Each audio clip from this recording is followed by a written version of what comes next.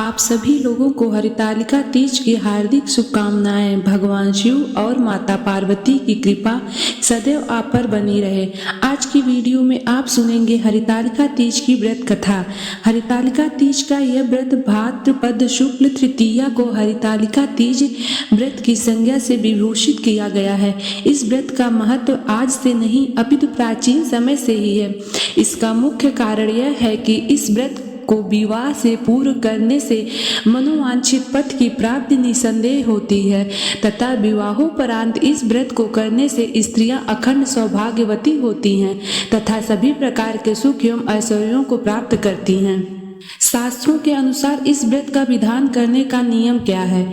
जो भी हरितालिका तीज का व्रत करती हैं, सूर्योदय के पहले उठकर भगवान का स्मरण करें, फिर शौच, दंत धामन, स्नान तथा संध्या वंदन आदि से निवृत्त होकर जहाँ शिव पार्वती का पूजन करना तथा कथा सुनना हो, वहाँ शिव पार्वती के पूजन के लिए केला, बंधनवार आदि से सुसज्जित एक छोटा मंडप बनावें। उसी में अपने बंधु बांधवों के साथ बैठें और अपने आचार्य को आदर पूर्वक बुलाकर उनके लिए एक उत्तम आसन बिछा दें। इसके बाद में कुश, जल आदि से ओम इत्यादि से अंकारिष्यते तक संकल्प वाक्य पढ़कर संकल्प करें। फिर हाथ में अक्षत फूल लेकर मंदार माला इस मंत्र से पार्वती जी का ध्यान करें। आगच्छ देवी तथा राज्य सौभाग्यवते आदि मंत्रों से आचमन करावें। मंदाकिनी इससे पार्वती को पंचामृत से स्नान कराकर शुद्धोदक स्नान करावें। वस्त्र युग्मम इस मंत्र से वस्त्र का जोड़ा चढ़ावें। चंदनेन इस मंत्र से चंदन चढ़ावें। रंजिते इस मंत्र से अक्षत देवें। माल्यादीन इस मंत्र से फूल माला चढ़ावें। चंदना गरु इस मंत्र से धूप देवें। त्वयं ज्योतिम इससे दीप दिखावें। नैवेद्यम इससे नैवेद्य चढ़ावें। इदम फलम इस मंत्र से फल चढ़ावें। पूगी फलम इससे पान, सौभाग्यम इससे प्रार्थना करें। तो आइए अब सुनते हैं हरितालिका तीज की व्रत कथा। पूजन करने के बाद कथा सुने। सूत जी कहते हैं, मंदार की माला से जिन पार्वती जी का केश पास अलंकृत है और मुंडों की माला से जिन शिव जी की जटा अलंकृत है, जो पार्वती दिव्य वस्त्र धारण की हैं और जो शिव जी दिगंबर हैं, ऐसी श्री पार्वती जी तथा शिव जी को प्रणाम करता हूँ। रमणी कैलाश पर्वत के शिखर पर बैठी हुई श्री पार्वती जी कहते हैं, हे महेश्वर, हमें कोई गुप्त व्रत या पूजन बताएं जो सब धर्मों से सरल हो, जिसमें परिश्रम भी कम करना पड़े लेकिन फल अधिक मिले। हे नाथ, यदि आप मुझ पर प्रसन्न हो तो यह विधान बताइए। हे प्रभु, किस तप, व्रत या दान से आदि से मध्य और अंत रहित आप जैसे महाप्रभु हमको प्राप्त हुए हैं। शिव जी बोले, हे देवी सुनो, मैं तुमको एक व्रत जो मेरा सर्वस्व और छिपाने योग्य है लेकिन तुम्हारे प्रेम के वशीभूत होकर मैं तुम्हें बतलाता हूँ। जैसे नक्षत्रों से चंद्रमा, ग्रहों में सूर्य, वर्णों में ब्राह्मण, देवताओं में विष्णु भगवान, नदियों में गंगा, पुराणों में महाभारत, वेदों में सामवेद और इंद्रियों में मन श्रेष्ठ है। सब पुराणों और वेदों का सर्वस्व जिस तरह कहा गया है, मैं तुम्हें एक प्राचीन व्रत बतलाता हूँ। एकाग्रचित मन से सुनो। जिस व्रत के प्रभाव से तुमने मेरा आधा आसन प्राप्त किया है, वह मैं तुमको बतलाऊंगा, क्योंकि तुम मेरी प्रेयसी हो। भाद्रपद मास की हस्त नक्षत्र से युक्त शुक्ल पक्ष की तृतीया तिथि को उसका अनुष्ठान मात्र करने से स्त्रियां सब पापों से मुक्त हो जाती हैं। हे देवी, तुमने आज से बहुत दिनों पहले हिमालय पर्वत पर इस व्रत को किया था। यह वृत्तांत मैं तुमसे कहूँगा। पार्वती जी ने पूछा, हे नाथ, मैंने क्यों यह व्रत किया था? यह सब आपके मुख से मैं सुनना चाहती हूँ। शिव जी ने कहा, भारतवर्ष के उत्तर की ओर एक बड़ा रमणीक और पर्वतों में श्रेष्ठ हिमवान नामक पर्वत है। उसके आसपास तरह तरह की भूमियां हैं। जिस तरह के वृक्ष उस पर लगे हुए हैं, नाना प्रकार के पक्षी और अनेक प्रकार के पशु उस पर निवास करते हैं। वहां पहुंचकर गंधर्वों के साथ बहुतों से देवता, सिद्ध, चारण, पक्षीगण सर्वदा प्रसन्न मन से विचरते हैं। वहां पहुंचकर गंधर्व गाते हैं, अप्सराएं नाचती हैं। उस पर्वतराज के कितने ही शिखर ऐसे हैं कि जिसमें स्फटिक, रत्न और वैदूर मणि आदि की खानें भरी हैं। यह पर्वत ऊंचा तो इतना अधिक है कि मित्र के घर की तरह समझकर आकाश का स्पर्श किए रहता है। उसके समस्त शिखर सदैव हिम से आच्छादित रहते हैं और गंगा जल की ध्वनि सदा सुनाई देती रहती है। हे पार्वती, तुमने बाल्यकाल में उसी पर्वत पर तपस्या की थी। 12 वर्ष तक तुम उल्टी टंग कर केवल धुआं पी कर रही, 64 वर्ष तक सूखे पत्ते खाकर रही। माघ मास में तुम जल में बैठी रहती और वैशाख की दोपहरिया में पंचाग्नि तापती थी। श्रावण के महीने में जल बरसता तो तुम भूखी प्यासी रहकर मैदान में बैठी रहती थी। तुम्हारे पिता इस तरह के कष्ट सहन को देखकर बड़े दुखी हुए। वे चिंता में पड़ गए कि मैं अपनी कन्या किसको दूं। उसी समय नारद जी वहां आ पहुंचे। मुनि श्रेष्ठ नारद जी उस समय तुम्हें देखने गए थे। नारद जी को देखकर गिरि ने अर्घ, पाद्य, आसन आदि से उनकी पूजा की और कहा, हे स्वामी, आप किस लिए आए हैं? अहो भाग्य मेरा है, आपका आगमन मेरे लिए अच्छा है। नारद जी ने कहा, हे पर्वतराज सुनो, मैं भगवान विष्णु का भेजा हुआ आपके पास आया हूँ। आपको चाहिए कि यह कन्या रत्न किसी योग्य वर को दे। भगवान विष्णु के समान योग्य वर ब्रह्मा, इंद्र और शिव, इसमें कोई नहीं है। इसीलिए मैं यह कहूंगा कि आप अपनी कन्या भगवान विष्णु को ही देवें। हिमवान ने कहा, भगवान विष्णु स्वयं मेरी कन्या ले रहे हैं और आप ये संदेश लेकर आए हैं तो मैं इससे अपनी कन्या दूंगा। हिमवान की इतनी बात सुनकर मुनिराज नारद आकाश में विलीन हो गए। वे पीतांबर, शंख, चक्र और गदाधारी भगवान विष्णु के पास पहुंचे। वहां हाथ जोड़कर नारद जी ने भगवान विष्णु से कहा, हे देव सुनिए, मैंने अपना विवाह पक्का करा दिया। उधर हिमवान ने पार्वती के पास जाकर कहा, हे पुत्री, मैंने तुम्हें भगवान विष्णु को दे डाला। तब पिता की बात सुनकर तुम बिना उत्तर दिए ही अपनी सखी के घर चली गई। वहीं जमीन पर पड़कर तुम बड़ी दुखी होती हुई विलाप करने लगी। तुमको इस तरह विलाप करते देखकर एक सखी ने पास आकर कहा, हे देवी, तुम क्यों इतनी दुखी हो? इसका कारण बताओ। तुम्हारी जो भी इच्छा होगी मैं यथाशक्ति उसको पूरा करने की चेष्टा करूंगी, इसमें तुम कोई संशय नहीं है। पार्वती बोली, मेरी जो भी अभिलाषा है उसे तुम प्रेम पूर्वक सुनो। मैं एकमात्र शिव जी को अपना पति बनाना चाहती हूँ, इसमें कोई भी संशय नहीं है। मेरे इस विचार को पिताजी ने ठुकरा दिया है, इससे मैं अपने शरीर का त्याग दूंगी। पार्वती की इस बात को सुनकर सखियों ने कहा कि शरीर का त्याग ना करो, चलो किसी ऐसे वन को चले जहाँ पिता को पता ना लगे। ऐसी सलाह कर तुम वैसे वन में जा पहुंची। उधर तुम्हारे पिता घर घर तुम्हें खोजने लगे। दूतों द्वारा भी खबर लेने लगे कि कौन देवता या किन्नर मेरी पुत्री को हर ले गया है। उन्होंने मन ही मन कहा, मैं नारद जी के आगे प्रतिज्ञा कर चुका हूँ कि अपनी पुत्री भगवान विष्णु को दूंगा। ऐसा सोचते सोचते हिमवान मूर्छित हो गए। गिरिराज को मूर्छित देखकर सब लोग हाहाकार करते दौड़ पड़े। जब होश हुआ तो सब पूछने लगे कि गिरिराज, आप अपनी मूर्छा का कारण बताइए। हिमवान ने कहा, आप लोग मेरे दुख का कारण सुने। ना मालूम कौन मेरी कन्या को हर ले गया है। ऐसा नहीं हुआ तो उसे किसी काले सांप ने काट लिया या सिंह खा गए होंगे। हाय हाय, मेरी बेटी कहाँ गई? किसी दुष्ट ने मेरी पुत्री को मार डाला। ऐसा कह वे वायु के झोंकों से कांपते हुए वृक्ष के समान कांपने लगे। इसके बाद हिमवान तुम्हें वन मन खोजने लगे। वह सब वन भी सिंह, भालू, हिंसक जंतुओं से बड़ा भयावह रहा था। तुम भी अपनी सखियों के साथ उस भयानक वन में चलती चलती एक ऐसे जगह जा पहुंची जहां एक नदी बह रही थी। उसके रमणीय तट पर एक बड़ी सी कंदरा थी। तुमने उसी कंदरा में आश्रम बना लिया और मेरी एक बालुकामयी प्रतिमा बनाकर अपनी सखियों के साथ निराहार रहकर मेरी आराधना करने लगी। जब भाद्रपद शुक्ल पक्ष की हस्तयुक्त तृतीया तिथि प्राप्त हुई तब तुमने मेरा विधिवत पूजन किया और रात भर जाग कर गीत, वाद्य आदि से मुझे प्रसन्न करने में बिताया। उस व्रत राज्य के प्रभाव से मेरा आसन डगमगा उठा, जिससे मैं तत्काल उस स्थान पर जा पहुंचा जहां पर तुम अपनी सखियों के साथ रहती थी। वहां पहुंचकर मैंने तुमसे कहा कि मैं तुम पर प्रसन्न हूं, बोलो क्या चाहती हो तुम? तुमने कहा, हे देवता, यदि आप मेरे ऊपर प्रसन्न हैं तो मेरे पति बने। मेरे तथास्तु। यह कहकर कैलाश पर्वत पर वापस जाने पर तुमने वह प्रतिमा नदी में प्रवाहित कर दी और सखियों के साथ उस महाव्रत का पारण किया। हिमवान भी तब तक उस वन में तुम्हें खोजते हुए आ पहुंचे।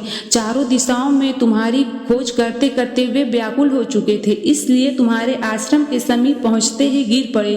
थोड़ी देर बाद उन्होंने नदी के तट पर दो कन्याएं देखी। देखते ही उन्होंने तुम्हें छाती से लगा लिया और बिलख कर रोने लगे। फिर पूछा, पुत्री, तुम सिंह, व्याघ्र आदि जंतुओं से भरे इस वन में क्यों आ पहुंची? पार्वती ने उत्तर दिया, हे पिताजी, मैंने पहले ही अपने आप को शिव जी के हाथों सौंप दिया था। आपने मेरी बात टाल दी, इससे मैं यहाँ चली आई। हिमवान ने सांत्वना दिया कि हे पुत्री, मैं तुम्हारी इच्छा के विरुद्ध कुछ ना करूंगा। तुम्हें अपने साथ ले घर आए और मेरे साथ तुम्हारा विवाह कर दिए। इसी से तुमने मेरा अर्धासन पाया है। तब से आज तक किसी के सामने मुझे यह व्रत प्रकट करने का अवसर प्राप्त हुआ। हे देवी, मैं यह बताता हूँ कि इस व्रत का हरितालिका नाम क्यों पड़ा? तुमको सखियां हर ले गई थी, इसी से हरितालिका नाम पड़ा। पार्वती जी ने कहा, हे प्रभु, आपने नाम तो बताया, अब विधि भी बताएं। इसका क्या पुण्य है, क्या फल है, क्या व्रत है, कौन करे? श्री शिव जी पार्वती जी से कहते हैं, हे देवी, मैं स्त्री जात की भलाई के लिए यह उत्तम व्रत बतलाता हूँ। जो स्त्री अपने सौभाग्य की रक्षा करना चाहती है वह यत्न पूर्वक इस व्रत को करे। पहले केले के खंभे आदि से सुशोभित एक सुंदर मंडप बनावे। उसमें रंग बिरंगे रेशमी कपड़ों से चंदवा लगवा कर चंदन आदि सुगंधित द्रव्यों से वह मंडप लिपवावे। फिर शंख, भेरी, मृदंग आदि बजाते हुए बहुत से लोग एकत्रित होकर तरह तरह के मंगलाचार करते हुए उस मंडप में पार्वती जी तथा शिव जी की प्रतिमा स्थापित करे। उस रोज दिन भर उपवास कर बहुत से सुगंधित फूल, गंध और मनोहर धूप, नाना प्रकार के नैवेद्य आदि एकत्र कर मेरी पूजा करे और रात भर जागरण करे। ऊपर जो वस्तुएं गिनाई गई हैं उनके अतिरिक्त नारियल, सुपारी, जमीरी, नींबू, लौंग, अनार, नारंगी आदि जो जो फल प्राप्त हो सके उसे इकट्ठा कर ले। उस ऋतु में जो फल तथा फूल मिल सके विशेष रूप से रखे। इसके बाद धूप, दीप आदि से पूजन कर प्रार्थना करे, हे शिवे, शिव रूपणी, हे मंगले, सब अर्थों को देने वाली हे देवी, हे शिव रूपे, आपको नमस्कार है। हे शिव रूपे, आपको सदा के लिए नमस्कार है। हे ब्रह्म रूपणी, आपको नमस्कार है। हे जगद्रात्री, आपको नमस्कार है। हे सिंह वाहिनी, संसार के भय से भयभीत मुझ दीन की रक्षा करो। इस कामना की पूर्ति के लिए मैंने आपकी पूजा की है। हे पार्वती, मुझे राज्य और सौभाग्य दे, मुझ पर प्रसन्न हुए। इन्हीं मंत्रों से पार्वती जी तथा शिव जी की पूजा करे। तदंतर विधि पूर्वक कथा सुने और ब्राह्मण को वस्त्र, गौ, सुवर्ण आदि देवे। इस तरह एक चित्त होकर स्त्री पुरुष दोनों एक साथ पूजन करे। फिर वस्त्र आदि जो कुछ भी हो उसका संकल्प करे। हे देवी, जो स्त्री इस प्रकार पूजन करती है वह सब पापों से छूट जाती है और उसे 7 जन्मों तक सुख और सौभाग्य प्राप्त होता है। जो स्त्री तृतीया तिथि का व्रत ना कर कर अन्न भक्षण करती है वह 7 जन्मों तक बंध्या रहती है और उसको बार बार विधवा होना पड़ता है। वह सदा दरिद्री, पुत्र शोक से शोकाकुल, स्वभाव की लड़ाकी, सदा दुख भोगने वाली और उपवास न करने वाली स्त्री अंत में घोर नरक में जाती है। तीज को अन्न खाने से सूकर, फल खाने से बंदरिया, पानी पीने से जोंक, दूध पीने से सापिन, मांसाहार करने से बाघिन, दही खाने से बिल्ली, मिठाई खाने से चींटी और सब खाने से मक्खी होती है। उस रोज सोने से अजगरी और पति धोखा देने से मुर्गी होती है। इसीलिए हर स्त्रियां व्रत अवश्य करे। दूसरे दिन सुवर्ण, चांदी, तांबा अथवा बांस के पात्र में अन्न भर कर ब्राह्मण को दान दें और पारण करें। जो स्त्री इस प्रकार व्रत करती है वह मेरे समान पति पाती है और वह मरने लगती है तो तुम्हारे समान उसका रूप हो जाता है। उसे सब प्रकार के सांसारिक भोग और सायुक्त मिलकर जाती है। इस हरतालिका व्रत कथा मात्र सुन लेने से प्राणी को 1000 अश्वमेध और सैकड़ों वाजपेय यज्ञ करने का फल प्राप्त होता है। हे देवी, मैंने यह सब व्रतों में उत्तम व्रत बतलाया है जिसके करने से प्राणी सब पापों से छूट जाता है। इसमें कोई भी संशय नहीं है। आइए अब करते हैं माँ पार्वती की आरती। जय पार्वती माता मैया जय पार्वती माता, ब्रह्म सनातन देवी शुभ फल की दाता। ओम जय पार्वती माता, अति कुल पद्म निवासिनी निज सेवक त्राता, जग जीवन जगदम्बा हरिहर गुण गाता। ओम जय पार्वती माता, सिंह वाहन साजे लुकड़ रहे साथा, देव बंधु जह गावत नीरज करत तथा। ओम जय पार्वती माता, सतयुग रूप शील अति सुंदर नाम सती माँ का, हे मांचल घर जन्मी सखियन संग राता। ओम जय पार्वती माता, शुंभ निशुंभ विदारे हे मांचल स्थाता, सहज भुजा तनुधर के चक्र लियो हाथा।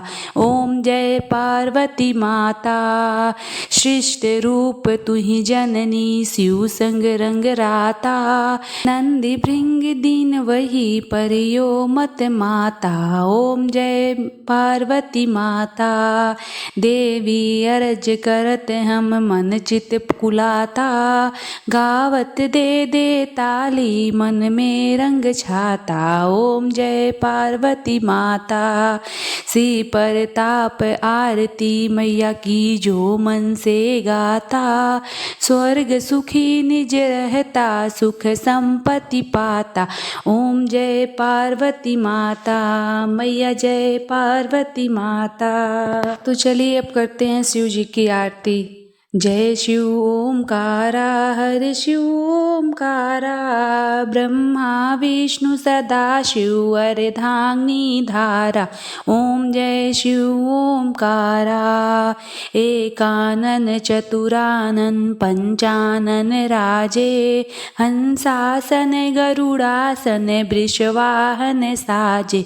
ओम जय शिव ओमकारा, दो भुज चार चतुर्भुज दश भुज ते सोहे, तीनों रूप निरखता त्रिभुवन जन मोहे।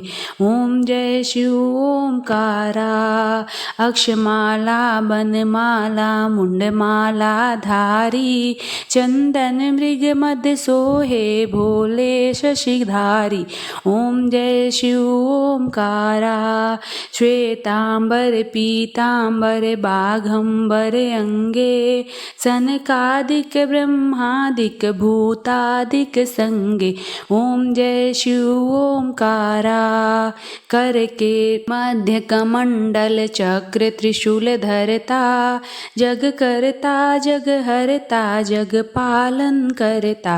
ओम जय शिव ओमकारा, ब्रह्मा विष्णु सदा शिव जानत अविवेका, प्रणवाक्षर के मध्य ये तीनों एका।